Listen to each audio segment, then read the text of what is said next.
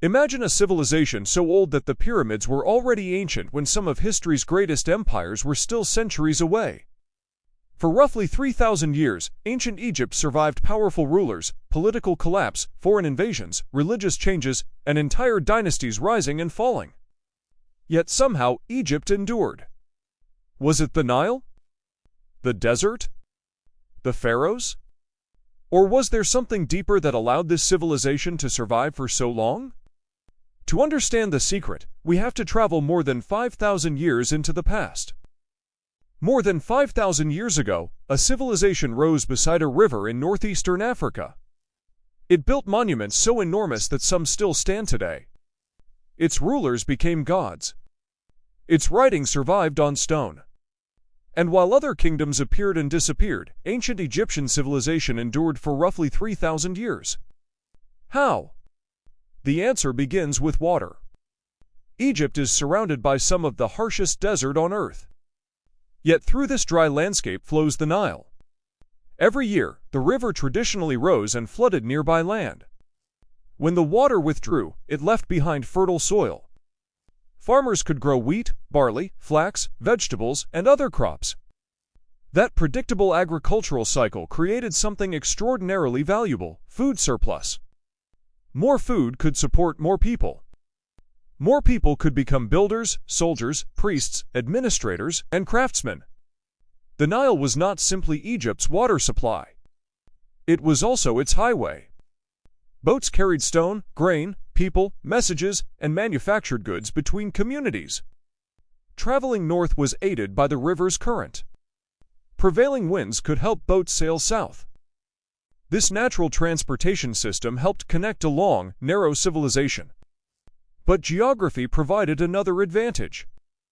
Egypt had natural barriers. Deserts stretched east and west. The Mediterranean Sea lay to the north. To the south, rocky cataracts complicated navigation along parts of the Nile. These barriers did not make Egypt impossible to invade. But they gave its rulers advantages that many neighboring civilizations lacked. Around 3100 BCE, Upper and Lower Egypt became politically unified. Later tradition associated this unification with a ruler called Menes, while archaeological evidence prominently identifies King Narmer. The famous Narmer palette depicts a king wearing symbols associated with both regions. Political unity changed everything. Instead of many competing communities, enormous resources could increasingly be organized under a central ruler. That ruler was the pharaoh.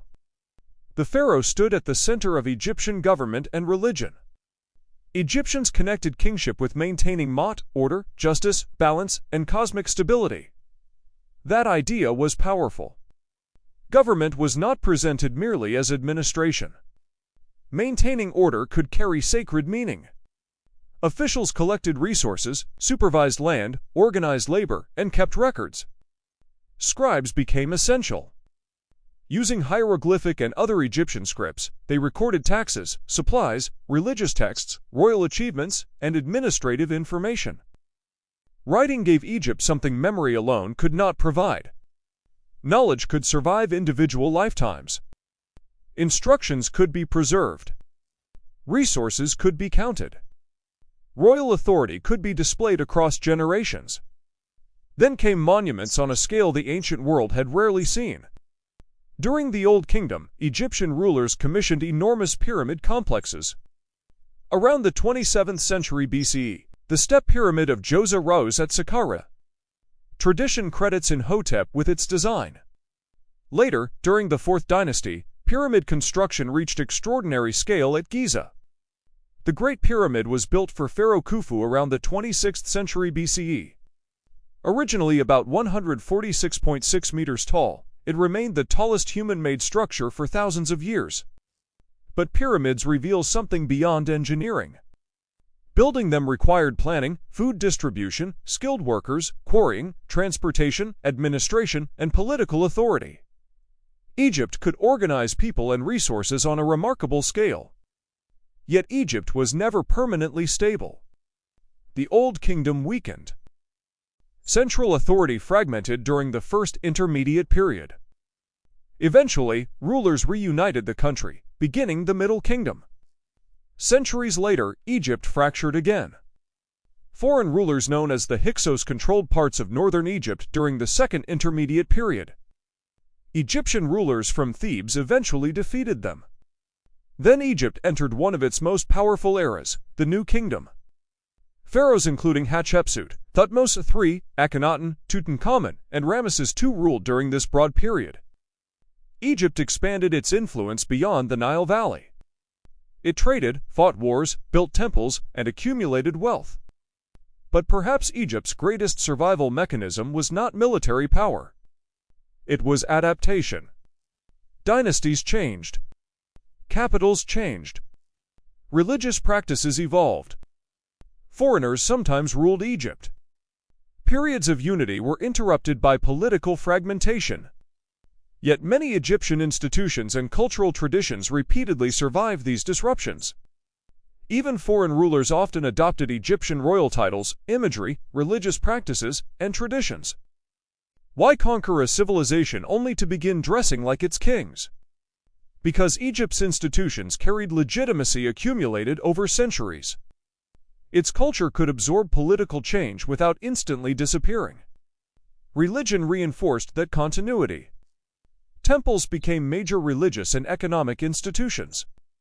Stories about Osiris, Isis, Horus, Re, and other deities connected generations to a shared sacred world. Beliefs surrounding death also encouraged preservation. Bodies were mummified. Tombs were prepared. Texts and objects were placed with the dead. Egyptians believed existence continued beyond death, although beliefs differed across periods and social groups. Ironically, their concern with eternity helped preserve extraordinary evidence for modern archaeologists. But no civilization lasts forever unchanged. During the first millennium BCE, Egypt experienced periods of foreign conquest and rule. Assyrians invaded. Persians ruled Egypt. Then, in 332 BCE, Alexander the Great entered Egypt. After his death, the Ptolemaic dynasty ruled the country. Its final ruler became one of history's most famous queens, Cleopatra VII. In 30 BCE, after the defeat of Cleopatra and Mark Antony, Egypt became part of the Roman world. Pharaonic political independence was effectively over. But Egyptian civilization did not simply vanish that morning. Its temples, language, religious traditions, art, knowledge, and communities continued and changed under new rulers. That may be the real secret of Egypt's extraordinary longevity. The Nile provided food. Geography provided protection. Government organized resources. Writing preserved knowledge. Religion gave order meaning. But adaptation allowed those systems to survive enormous change.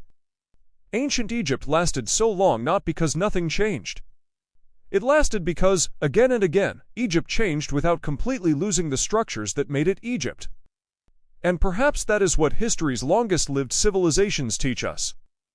Survival is not the ability to remain unchanged. It is the ability to change while carrying something important forward. Ancient Egypt did not survive because it remained unchanged. Pharaohs came and went. Dynasties collapsed. Foreign armies invaded. Even Egypt's political independence eventually disappeared. But the Nile continued to flow. Knowledge continued to be recorded. Traditions continued to evolve. And generation after generation found ways to carry parts of Egypt's civilization forward. Perhaps that is ancient Egypt's greatest lesson. The civilizations that survive the longest are not necessarily those that resist change. They are the ones that learn how to change without completely forgetting who they are. If you enjoyed discovering the hidden story behind ancient Egypt, subscribe for more journeys into the mysteries of human history. Bye-bye! See you on the next video.